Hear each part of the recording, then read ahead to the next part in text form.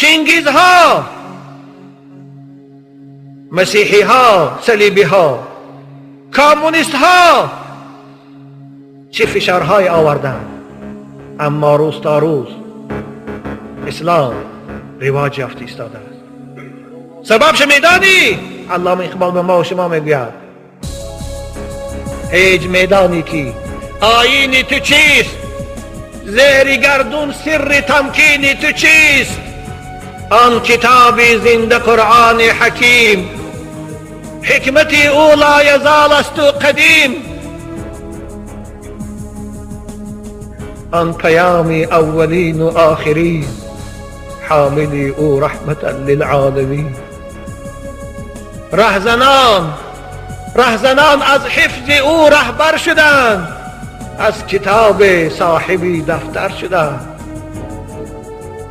سبب پایداری تو در روی زمین، سبب ریشه دوانیدن تو در کره زمین ای بنده خدا، ای مسلمان، این قرآن است. این قرآن، این همان کتاب است که با خواندن آن اوباشهای عرب، دخترکشهای عرب، ظالمهای عرب انسان کامل شدند، گداهای عرب صاحب تخت و تاج شدند، بیسوادهای عرب صاحب علم و معرفت شدند. این همون قرآن است.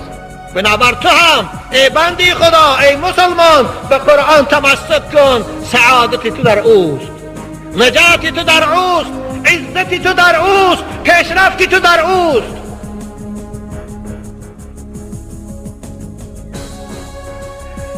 وما تشاءون إلا أن يشاء الله رب العالمين. امروز که ما موحدیم، امروز که ما و شما در این خانه خدا برای خاطر ادای عبادت جمع شدیم، عزیزان من، این خواست خداست، این توفیق خداست. بنده هر کاری خیر و سعادت میکند، این خواست خدا هست، این توفیق خداست. و بنده هم از راه خدا دور میشود، نافرمانی خدا میکند، این هم به خواست خداست، اما خذلان خداست. این است اعتقادی اهل سنت و الجماعه. جناب سعدی بزرگوار میگوید آن را که تو رهبری کسی گم نکند، آن را که تو رهبری کسی گم نکند، آن را که تو گم کنی کسی رهبر نیست. کسی را که تو سعادتش درفته باشی، کسی را تو در ازل هدایت کرده باشی، او هرگز گمراه نمی شود. اما کسی را تو در ازل بدبخت حکمش کرده باشی، به سعادت و به نویسه، به سعادت و به نصیبه تقدیرش نوشته باشی، او را کسی نمی تواند هدایت کند. و آخر دعوانا ان الحمد لله رب العالمين.